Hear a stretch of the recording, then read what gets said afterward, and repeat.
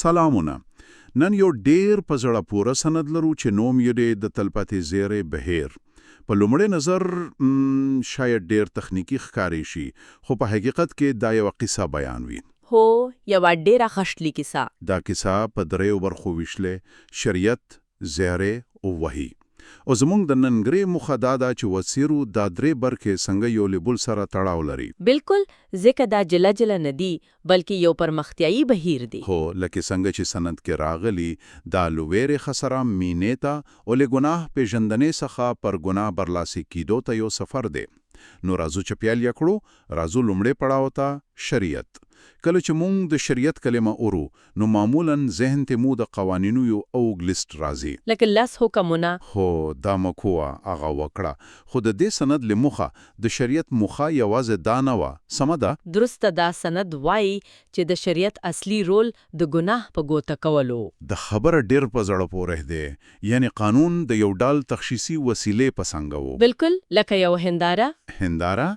هو، هنداره ستا مخ نه پاک نه کوي، یوازې دار ته خي چې چیرته خیرن دی. په همدې توګه شریعت چې لومړی تغون هم بلل کیږي، انسانانو ته د خدای د تقدس معیار وښودو. او ورته یې وښودل چې دوی په خپله نشي کولو هغه معیار پوره کړي. دقیقه خبره. نو دا د خلاصون لاره نه وه، بلکې د خلاصون د اړتیا ښودلو لاره وه.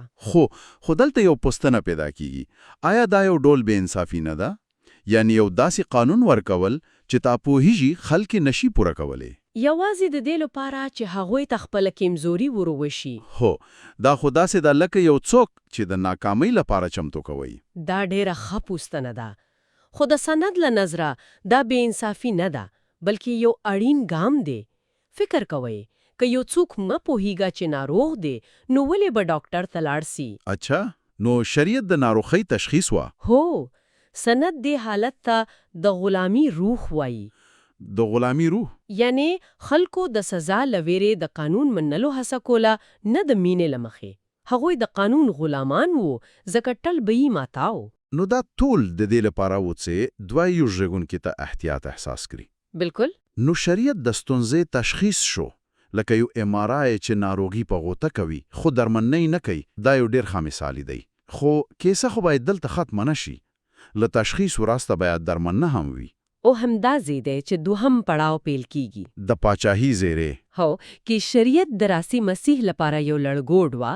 نو زیری په خپل د هغه مسیح په اړه دی چې راغلی دی. او دلته مرکزی ټوکه صلیب دی. درسته ده.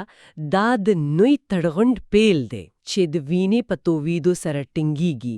او دلته تمرکز لګناه په ګوته کولو څخه د ګناه بخښلو ته اوړي. نو دا خو د لابې ټول قواعد بدلوي. بالکل. په لومل پړاو کې ته هڅه کوي چې د خپلو اعمالو له لارې ځان سم کړي، خو ناکامۍ شي. په دوهم پړاو کې بیا ته د منې چې یو چې ستا پر هغه واغسه کړل چې ته یې په خپله نشوې کولی. هو، او همدا زیده چې سند له غلامي روح څخه د زویتوب روح ته لیډ خبره کوي. دا څه معنا لري، د زویتوب روح؟ دا د اړیکې د ماهیت بدلون دی. یو غلام د سزا له ویرې کار کوي، خو یو زوی د مینې او قدردانی له امله د خپل پلار خدمت کوي. دې ته د فضل دوره هم ویل کیږي، یعنی بخښنه یو میاتی ډالۍ ده، نه یو ګټل شوی انعام. نو کله چې یو څوک په دې پوه شي، نو د هغې اطاعت له ویرې څخه مینې ته اوړي. او همدا د زوی قانون دی. دلته د پیغام د لیج بي هم بدل شوی، داسې نه دی؟ ډیر ښه ټکي. په لومړي تړګون کې خدای، فرشته، موسی او بیا خلکو ته پیغام رسیږي. ډیر منځګړي وو. هو، خو په نوې تړګون کې دادی پلار، زوی چې لومړی شفاعت کوونکی دی، او بیا مستقیم خلکو ته. اړیکې ډیره نږدې شوه. زه پوه شم. نو دا یو معاملې څخه یوې اړیکې ته بدلېدو په څیره دی. ډیر ښه. ها، نو لومړی قانون ستونزه په ګوته کړه، زیری د هغې لپاره بخښنه راوړه.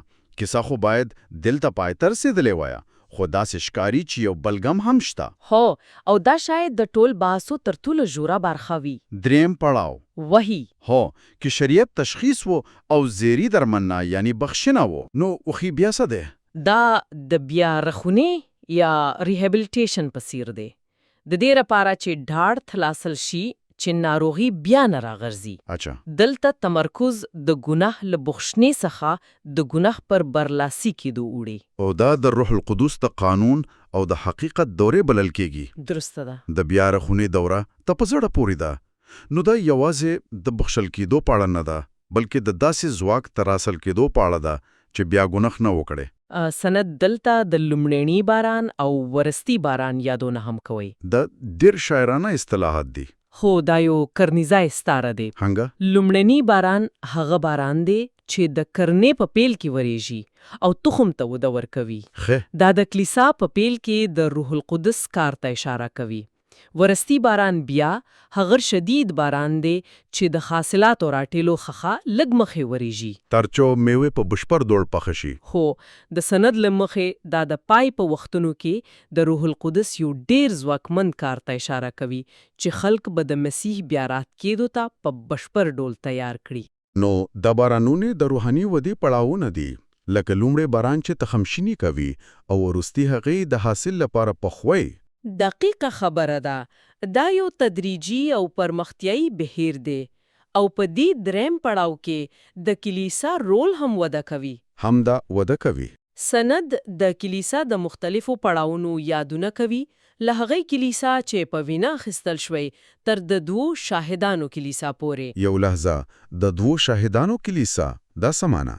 د 2 عدد اکثراً د شاهدی د تایید لپاره کارول کیږي. یعنی د یوې خبرې د ثابتولو لپاره د 2 شاهدانو گواهی اړینه وه. خو نو د 2 شاهدانو کلیسا د پای به وختونو کې یوې داسې ډلې ته اشاره کوي چې د شاهدی او نبوت یو ځانګړی ځواک به ولري. دا د کلیسا د بلوغ او ورستی معمولیتي شي ښکارندویي کوي. بالکل. د هغه ډله ده چې د ورسته باران چې اغیز لاندې به په بشپړه توګه کا چمتو شي. خو نو دا بهیر په یوې ځانګړې او چمتو شوې ډولې پای ته رسیږي. سند دلته نور هم مشخص کیږي او د لومړی میوه او اوسپنیزي امساواک په سیر اصطلاحات کاروي. خو دا ډېر غشلی انزورونه دي.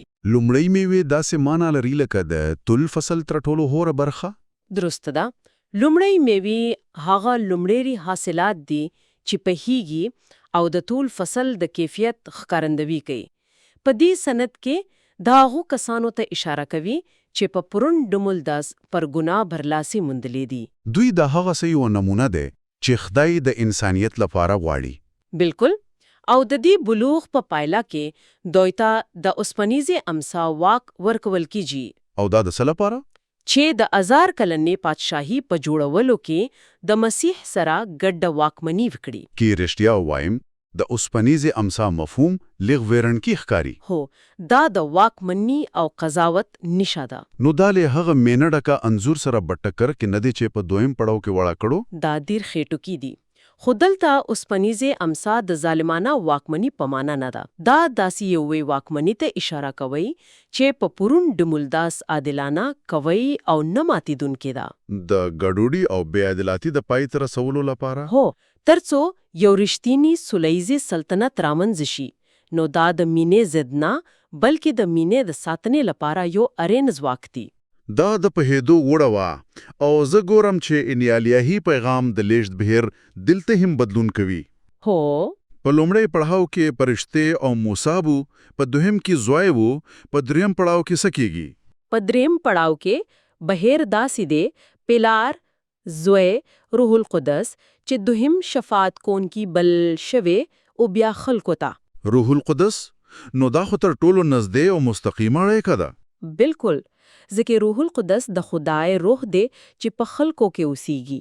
خدای نور یازي د دوی سره نه دی بلکې د دوی په منځ کې دی.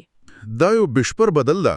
هو، لکه له لومړی اسمان او لومړی زمي کې څخه نوې اسمان او نوې زمي ته تګ. نو راځي چې دا ټول سره راغوند کړو.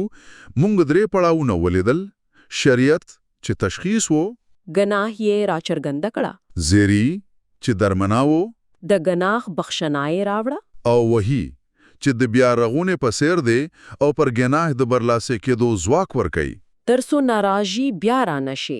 د سن په پای کې یو لنډیز دی چې دا ټول په یوه جمله کې راخلاصه کوي.